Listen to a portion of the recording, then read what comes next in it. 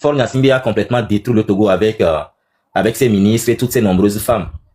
En 21 ans de gouvernance, on l'a vu, on a encore les problèmes d'eau potable, pas de routes modernes, pas d'universités modernes, pas d'hôpitaux modernes, pas d'infrastructures routières modernes, pas de stades modernes, d'espaces aérés pour les jeunes enfants modernes, des bibliothèques dans les quartiers, dans les villes, dans les mairies, dans les quartiers. On n'en trouve pas. Le pays est complètement en retard, détruit. On creuse le phosphate un peu partout. Le port, le poumon économique du pays, le plus profond en eau maritime dans la sous-région, qui reçoit les navires à fort tirant d'eau. La grande plateforme de transbordement. Mais c'est au même port, on a vu la prime de cantine des dockers, 334 francs par jour pour les dockers occasionnels. C'est triste. Et pour ça, les gens se sont engagés pour la grève. Ils ont essayé de les remplacer par d'autres personnes. C'est dans ce Togo nous sommes. Et c'est ce que Mme Nakadé nous dit. Elle n'a pas menti. Le régime de Faure a eu le temps. Tu es venu, tu as fait 5 ans. Les gens se sont dit, bon, ok, tu as refait encore 5 ans. Ce n'est pas fini. Tu as fait 5 ans. Encore 15 ans, ce n'est pas fini. Encore 5 ans. Et maintenant, 21e année. Tu modifies la constitution pour rester au pouvoir ad vitam aeternam. Et le pire dans tout ça, le pays ne fait que reculer. Et c'est pour ça qu'il est arrivé à la conclusion, laisser Faure Gnassingbé au pouvoir ne changera rien, et absolument rien. Et elle te propose une porte de sortie de façon responsable, elle te l'a dit. Faure Gnassingbé doit démissionner de manière responsable pour faire place à une transition pacifique et inclusive. C'est ce qu'elle dit. Elle n'a pas dit à quelqu'un qu'on t'arrête, qu'on te ja, ou elle démissionne. Et laisse la place à une transition pacifique et inclusive. Prends tes femmes et pars. Tu laisses les Togolais faire le reste. C'est ce qu'elle a dit. Et pour ça, on l'a enfermée. Aujourd'hui, les gens trouvent à parler mal de cette dame, à parler mal de ses enfants. Non! Les gens trouvent à douter même de son engagement. Est-ce que tout ce qu'elle a dit n'est pas en faveur de la lutte? Est-ce que tout ce qu'elle a dit n'est pas en faveur de l'engagement patriotique? La réponse est oui. Qu'elle soit la femme de Faure Gnassingbé ou qu'elle soit la tante de Faure Gnassingbé, qu'elle soit la mère de Faure Gnassingbé, qu'elle ait 10 enfants ou 20 enfants avec Faure Gnassingbé, ça ne nous concerne pas. C'est ce qui sort de sa bouche qui nous préoccupe. Et elle nous le dit, le peuple doit prendre ses responsabilités. Il revient aux Togolais de prendre leurs responsabilités parce qu'elle est consciente que Faure Gnassingbé ne peut pas, de son propre gré, démissionner. Il est habitué du pouvoir. Donc c'est au peuple de prendre ses responsabilités en mettant la peur de côté. Elle a dit, ne laissons plus la peur guider nos actions. Et l'histoire nous regarde. L'histoire nous regarde parce que demain, nos enfants nous poseront des questions. Qu'est-ce que tu as fait sur le chemin de la libération du Togo? Et nous devons parler. Qu'on est resté sur TikTok pour mobiliser. Qu'on est resté sur TikTok pour parler. Qu'on est resté à l'étranger mais on agit à l'interne. Qu'on est resté à l'étranger mais on planifie des choses au pays. Qu'on mobilise la population, qu'on parle aux Togolais. Que la seule et unique voie, c'est de se lever, de s'engager sur le chemin de la mobilisation, de s'indigner et de revendiquer leurs droits. Nous tous, nous devons faire quelque chose. Peut-être aujourd'hui, chacun a sa pitance journalière. Mais est-ce que c'est suffisant? Tout le monde se moque aujourd'hui des Togolais. Il y a une vidéo de Ouadani qui circule aujourd'hui. Un président qui est à l'écoute de son peuple, qui est parti jouer avec son peuple. Et là, il y a Parakou. Il n'est pas chez lui. Faure Gnassingbé, même chez lui à Kara, tout est blindé. Tout est blindé. Il a peur de tout, de lui-même. On ne peut pas gouverner un pays comme ça. Les Béninois, ils ont un projet en cours pour le tramway. Au Ghana, les trains. Au Sénégal, les trains. Nous, on n'a rien. Les jeunes finissent à l'université. Ils sont là, pas d'emploi. Les filles, c'est pareil. Soit tu écartes les cuisses, quelqu'un rentre dedans pour qu'on te propose un petit emploi. Ça n'a pas de sens. Et nos soeurs sont dans la prostitution. Nos petites soeurs ou nos frères sont au Ghana, au Burkina, en Côte d'Ivoire, dans la recherche illégale de l'or. Non. Les Togolais sont braves, des vaillants. C'est ce que la dame a dit. Et aujourd'hui, elle croupit en prison. Elle est en prison, elle est enfermée. Son avocat est sorti décrire les conditions dans lesquelles elle se trouve aujourd'hui. Et nous devons porter cette dame-là. Nous devons porter son engagement. Et nous devons travailler là-dessus. Nous préparer à descendre dans les rues. C'est la seule et unique solution que nous avons devant nous. Elle a dit qu'il faut mettre la peur de côté et briser le silence. Le temps est arrivé que les Togolais se lèvent. Il faut s'organiser. Puisque la dictature a peur d'un peuple déterminé. Quand il y aura la foule, le monde, Faure Gnassingbé ne tiendra pas. C'est ce message qu'il faut porter aux Togolais. Et non les messages qui dénigrent cette dame. C'est douloureux. Mais ça ne doit pas nous faiblir. Continuons comme ça par intensifier nos actions. Parler aux Togolais, leur dire qu'il revient aux jeunes, aux parents, à tous les Togolais de faire quelque chose sur le chemin de la libération. L'histoire nous regarde comme elle a dit. Nos enfants nous regardent comme elle a dit. Nous devons bâtir quelque chose pour la génération à venir. Les gens ont détruit le pays. Ils sont maintenant devenus des preneurs d'otages. Les caisses sont vides. L'argent ne circule pas. Les pics qu'on achetait avant à l'époque, 250, 300. Maintenant, c'est 700 000 francs. La vie est devenue chère à Lomé. Nos mamans sont en train de souffrir. Moi, je n'arrive pas à comprendre. Même à l'époque du colon, le colon, il a vu la forme de notre pays. Il a dit, mais non, ce pays-là, il faut mettre un chemin de fer. Et ils se sont dit, attention, on doit faire de Lomé jusqu'à Blita, continuer jusqu'à Dapaon. À l'époque, jusqu'en 97, si mes souvenirs sont bons, il y avait encore le transport. Pas des marchandises, mais des personnes dans le train au Togo. Fona Sime, lui, il est venu. Son papa, pareil, rien fait. Lui, il est venu. C'est avec Bolloré, c'est à coquiner avec leur fameuse train bleu là. Ça n'a pas fait 3 heures, ça s'est arrêté. Comme le dit Ferdinand, ils ont frappé les fesses et puis chacun a disparu. C'est dans ça nous sommes. Dès que Togo, le villageois qui a d'Apan, il prend ses pentades, il arrive à Lomé, il finit. Le soir, il reprend le train, il repart. On a le port qui est là. Vous imaginez ce que le Togo sera? Donc, il y a plus forte raison, on a eu une excellente décision dans les mains qui nous crédibilise et qui nous donne la force de sortir. Donc, préparons-nous. Quand le mot d'ordre sera lancé, que chacun joue sa partition, que chacun travaille sur le message de Madame Yakadé pour qu'on puisse libérer notre pays. Et quoi des capes pour l'animadi, ne ma oube manifestation le dakou, ne zemi le dakou, le dakou, non toi home le dakou. Je vais vous raconter une petite histoire. Chef, quand si tu es là, n'hésite pas à venir pour qu'on puisse couper le live. Il y a un gars, avec pas beaucoup kafané, depuis là, il ne sort plus de sa maison. Et là, on dit, dans l'amour, mais il a eu la malchance de commander une petite voiture pour ses enfants les jouer. Et via que les commandent avec des bibibabou de mer, il est mort de ça. Bref, c'est pour nous dire que écoute au sauvage et pour les gars on peut sortir demain 1000, 2000, 3000, 4000, 5000 à Lomé. Au matin, Timo, parce que quand la foule sera déterminée, ça doit reculer. Et on a vu l'exemple de 2017. Malheureusement, nous tous, on avait commencé à se solder. Et de tout ça, la Légion tirer des enseignements. Et il faut travailler là-dessus, capitaliser là-dessus. Mais nous, la bateau qui est en grand nombre. C'est le peuple d'abord. C'est vraiment le peuple d'abord. Personne, les Burkinabés ne doit pas le faire. Regardez comment est-ce que Makosso se moque de nous les Togolais. Ça fait honte. Regardez comment il se moque de nous les Togolais. Même il y a Korole a fait tellement qu'il est découragé. Bah oui, il est reparti, le pauvre. Même Joël, je crois qu'il va arriver à un point où il va se dire, mais merde à ce peuple-là qu'on fait. En Côte d'Ivoire, je ne vais pas l'accuser. Au Niger, au Bénin, dans l'enseignement, c'est les Togolais. On est champions. On a toujours été des formateurs. Ces Togolais sont des gens qui inculquent des valeurs. Parce qu'un enseignant, avant tout, quelqu'un qui transmet des valeurs aux élèves.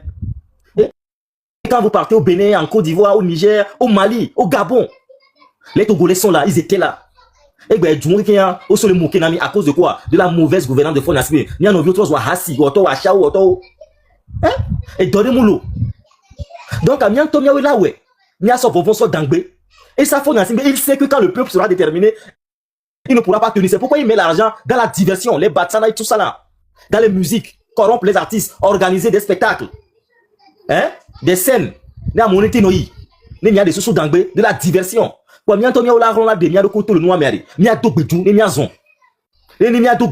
le même sens. Et on connaît l'unique voie qu'on a en face. C'est celle de la mobilisation populaire. Mais c'est là toi on m'a soit attends le vent me donner we mati yo na me vers me to me 5 étoiles so de la de pour la me la to ba ya home e nya ke gbale adola ba no wuta le home ne o fon o yasimia ne dijane ma fo le baba me donc a mia ke la cité ne we voilà un peu ce que je voudrais dire one love et demander aux Togolais de vraiment prendre conscience, de s'engager, de se dire que la mort ce n'est qu'une seule fois. Kafran, les gens à mon tour les manifestations mais ils sont aujourd'hui où? Ils sont morts. Mais d'autres comme les Dora, les Amavi et beaucoup encore, Madame Yakadé, eux tous qui se sont engagés dans ce combat. Kafran au balagbe betembo. Amoko pour le mot djegbe. Amoko titan pour yoku ni soba quelqu'un. Amomlo, on me laisse engager les 8 mots, mais ils sont en train de tomber de mourir. Voilà, les gens se sont engagés, ils sont encore en vie. Les Ferdinand était en parle matin, chaque dimanche. Il est dedans. Il est encore en vie. Les gens sont au pays. Nicodème Habia, il parle. Mais il est encore en vie. Il est au pays. C'est la peur. Le jour qu'on va comprendre qu'il faut vaincre sa propre peur et la dépasser, on va y arriver. C'est le nombre, le quorum. Et qui doit nous atteindre. Qui m'a combien de a dit. Mais quoi? Nous sommes préparés. Quand on va nous appeler, et nous, les même les gens qui sont dans le régime uni, qui votent uni, vous souffrez. Vous souffrez. Même les ministres. Ce n'est pas l'autre fois, on nous a dit que Trimon l'a descendu de l'avion à l'aéroport de Lomé sur le vol qui vient en France. Un ministre de la République. Tu es un ministre, mais tu n'es pas libre de tes propres mouvements. Tu ne peux pas sortir. Tu n'as pas la liberté d'expression. Ça, c'est un état dictatorial. Et le Togo a besoin d'un état de droit. Que nous planifions. Tu suis la procédure normale. Tu n'es pas obligé d'appeler quelqu'un qui connaît quelqu'un d'abord. Mais vieux par les formation, tu vas aller l'inscrire. Et tu finances ses études. Il finit, il devient quelqu'un.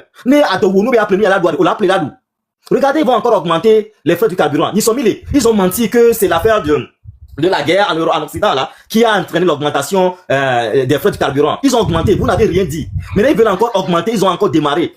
Parce que quoi? Le Togolais ne dit rien. On accepte de subir. Non, on ne peut pas subir tout le temps. On ne peut pas subir tout le temps. Hein? Parmi les cités, on peut se dire que bon, ok, on ferme la page, on parle plus du Togo, chacun vit sa vie paisiblement avec ses enfants et sa petite famille. Mais comme l'a dit Madame Nakade, l'histoire nous regarde parce que demain, nos enfants sont des Togolais, ils nous poseront des questions. Et demain, toi-même, les gens te poseront des questions, puisque avant tout, on est des Togolais. On peut avoir la nationalité de tous les pays du monde, mais avant tout, nous sommes des Togolais. Et nous avons ce devoir, cette obligation morale, patriotique, de libérer notre pays et de l'engager sur le chemin de développement. J'ai dit Ouadani aujourd'hui, pourquoi est-ce que le Bénin se développe? Parce que les Béninois ont réussi leur transition. Ils sont sortis de la dictature et se sont engagés sur le chemin de la démocratie. Tu viens, tu fais 5 ans, tu fais 10 ans, tu pars. Quelqu'un d'autre vient. Talon est parti, Ouadani est arrivé. Il va faire ses 5 ans. Si le peuple lui fait confiance, ils vont voter encore pour lui pour 5 ans. Il finit, il part. C'est comme ça. Regardez au Ghana, ils sont en train de réfléchir pour réviser la constitution et porter le mandat présidentiel de 4 à 5 ans. Parce qu'ils se sont dit que 4 ans, le président n'a pas le temps de dévoiler tout son projet.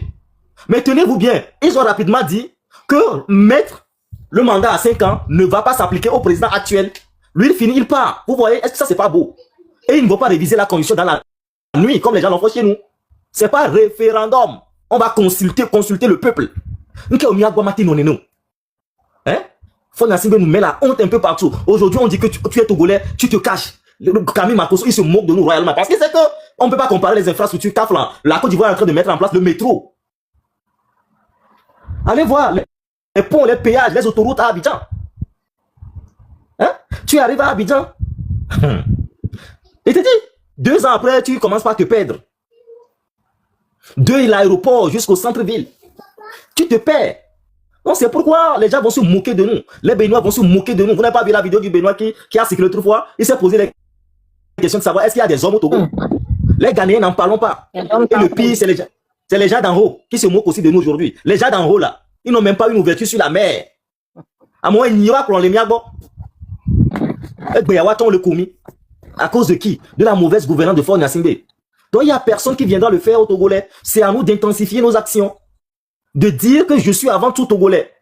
Et je dois m'engager sur le chemin de la libération. De laisser tomber la traîtrise. De laisser tomber des petits calculs politiciens. Et de se dire que quand le pays sera libéré, chacun aura sa part. Parce qu'on le dit souvent, quand l'intérêt général est satisfait, c'est que l'intérêt particulier est aussi atteint. Le contraire n'est pas vrai. Donc, il n'y a que par la lutte, par l'indignation, par les révoltes, que les droits s'obtiennent plutôt. Prenons l'exemple sur nos jeunes frères du port et nos parents du port, les dockers.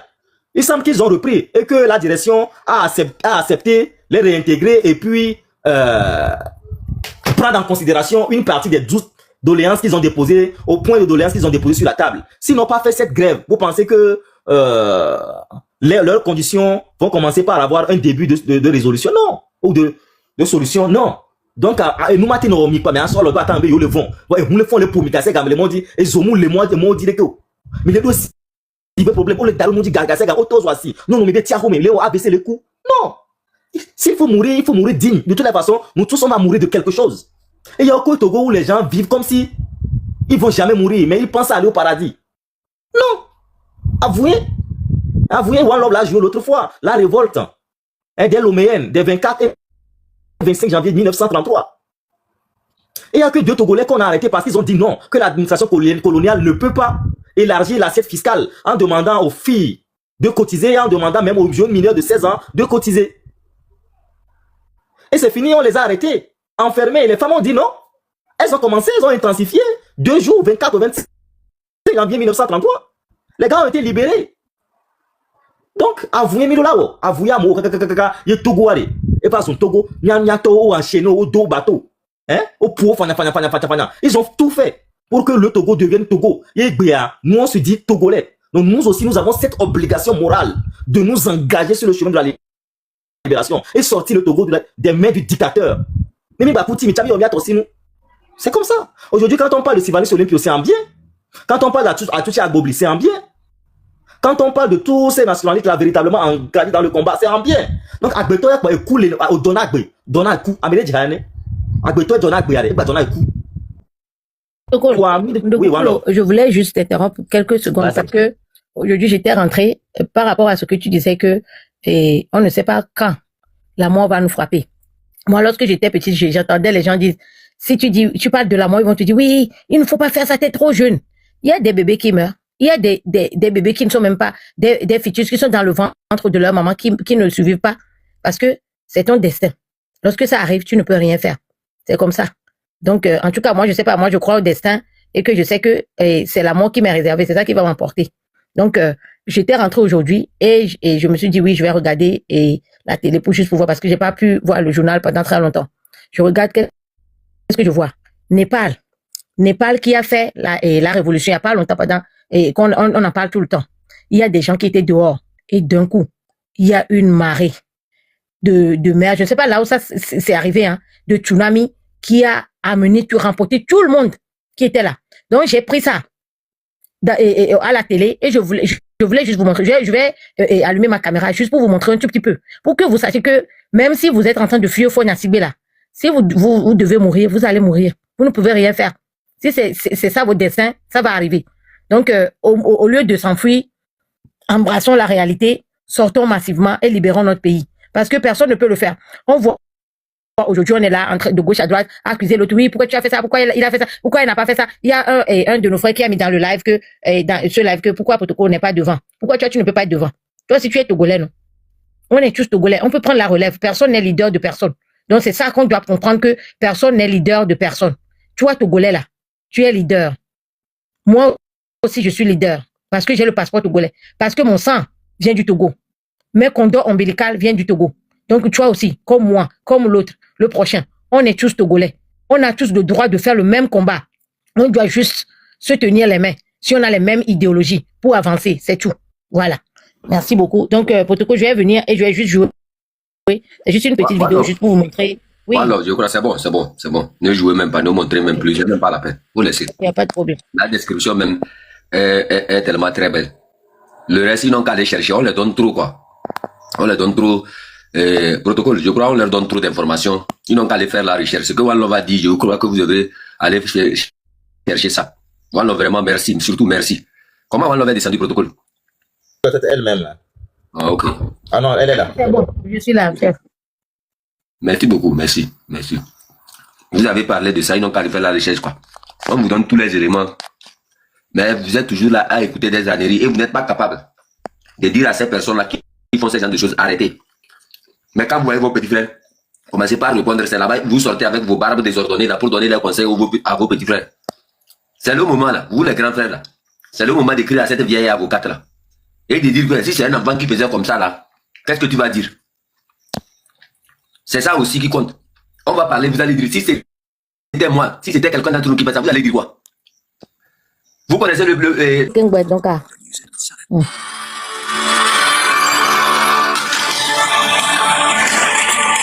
Pour changer le destin du Togo. Attendez, je vais commencer.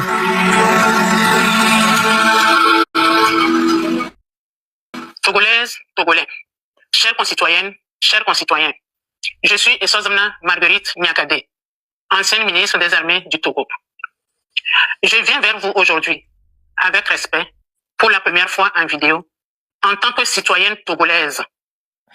Je viens vous parler avec franchise et responsabilité, mais également avec un profond amour pour notre pays, le Togo. Je suis consciente que ma prise de position peut surprendre et déranger. Depuis la diffusion de mes tribunes, certains disent que je m'exprime par amertume ou par frustration. D'autres doutent de mes actions et pensent que je ne peux pas vouloir d'une sincère unité ou du changement. Je sais ce que cela peut représenter dans l'imaginaire collectif. À cela, je réponds, oui, j'ai des liens familiaux avec la famille Gnassingbé. Oui, mes enfants en sont issus. Cela est un fait. Mais il n'enlève rien à mon droit de m'exprimer en toute conscience sur la situation du Togo.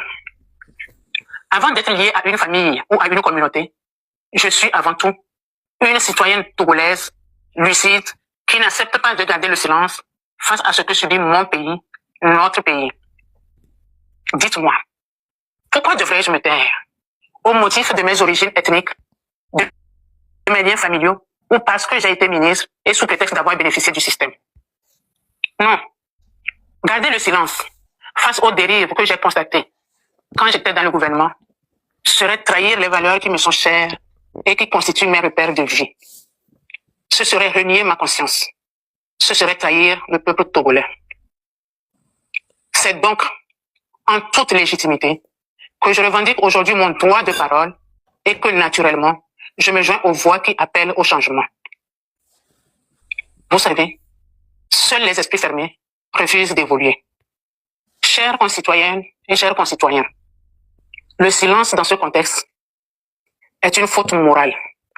L'inaction est une complicité et il est important de ne pas laisser la peur dicter nos actions et nos choix, car c'est en surmontant nos peurs que nous pouvons réellement avancer et agir de manière plus éclairée et courageuse. Dès les premières heures de son indépendance, le Togo n'a jamais connu la paix, pas la vraie, pas celle qui libère et qui rassemble. Le Togo est resté enfermé dans un cycle ininterrompu d'abus, de violence et de répression contre sa propre population. Des parents ont été tués pour leurs opinions, d'autres contraints à l'exil, laissant derrière eux des générations meurtries, des familles brisées et des enfants grandir dans la douleur.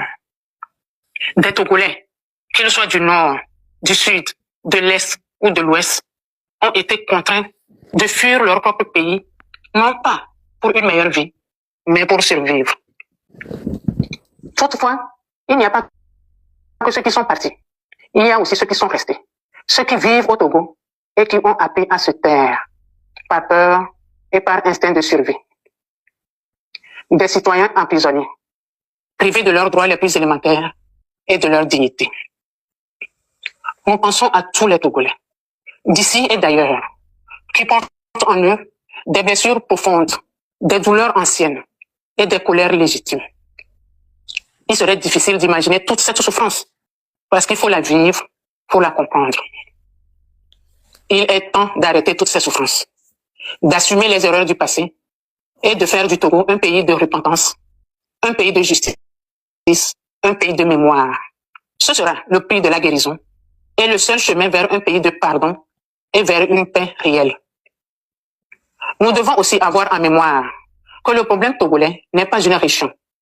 Le problème n'est pas non plus un nom de famille, ni une communauté. Le vrai problème, c'est un système qui a trahi les espoirs du peuple. Et ce système doit être combattu et changé. Chers concitoyennes, chers concitoyens, notre pays ne se construira pas dans la division, mais dans l'unité afin de faire du Togo une nation. Nous avons tous un rôle à jouer afin que nos concitoyens de l'extérieur puissent rentrer chez eux et que tous les Togolais vivent en paix, parlent sans peur et marchent sans crainte. C'est ensemble que nous reconstruirons notre pays dans la fraternité et la détermination. Le temps du silence est terminé. Le moment est venu de dire les choses avec clarté. Nous avons besoin d'un Togo nouveau, d'un pays libre, juste, réconcilié et tourné vers l'avenir. Le Togo est en effet un pays riche, doté de ressources humaines et naturelles considérables. Il devrait être un modèle de développement. Hélas, les années de privation de liberté, de mauvaise gouvernance, de corruption endémique et d'impunité ont gravement compromis notre avenir collectif. Nous sommes conscients qu'il n'est pas facile de gouverner et de diriger. Mais le régime actuel a eu le temps, les moyens et toutes les opportunités pour changer le destin du Togo. Malheureusement, il a échoué et il n'y a plus d'excuses. Laisser Faure Gnassingbé au pouvoir encore ne changera rien. Il doit, d'une manière responsable, démissionner pour laisser la place à une transition apaisée, inclusive et nationale en vue de la reconstruction de notre pays. Le peuple togolais doit prendre ses responsabilités pour intensifier son engagement citoyen dans la paix et la légalité pour que le changement tant attendu devienne réalité. Le Togo doit renaître. C'est une réalité historique. Aucun peuple ne peut accepter indéfiniment cette oppression, cette misère, ce mépris et cette injustice. Je saisis l'occasion pour lancer un appel une fois de plus aux forces armées et aux forces de défense et de sécurité à se ranger aux côtés du peuple pour la libération et la reconstruction de notre pays, le Togo. Trop de sang a coulé sur la terre de nos aïeux. Il est temps de le laver. Mes chers compatriotes, ne laissons plus la peur dicter notre silence. Ne laissons plus la division nous empêcher de nous unir. Il est temps d'écrire une nouvelle page. Il est temps de reconstruire un pays où chaque Togolais aura sa place, sa voix et sa dignité. Chers compatriotes, l'histoire nous regarde. Nos enfants attendent et le Togo espère un seul peuple, une seule nation, un seul avenir, le nôtre. Je vous remercie. Ok, voilà. Merci beaucoup, Protocole. Donc, avant de vous donner la parole, moi, je voulais juste dire, et si vous regardez, ou dans l'histoire de l'humanité, les tyrans, les malfaiteurs, les sanguinaires qui ont fait du mal au peuple dans le monde entier depuis des siècles, qui est-ce qui a fait comme Madame Nyakade? Question tag, c'est tout. Question tag. Donc, c'est ce que je vous demande. Merci beaucoup. Peut-être que vous pouvez prendre la parole. Merci. Merci. Hein. Chef Canton, si tu es là, n'hésite pas de venir mettre fin au live. Madame Nyakade, elle a tout dit. Hein. Elle a tout dit. Tout ce que nous, on a à faire aujourd'hui, c'est de soutenir cette dame-là et d'encourager des gens à faire comme lui, à quitter le système. Marraine, genre, regarde-moi cette vieille femme-là qui ne se respecte même pas. Toi, tu es venu une fois ici nous présenter les problèmes de tes enfants ici.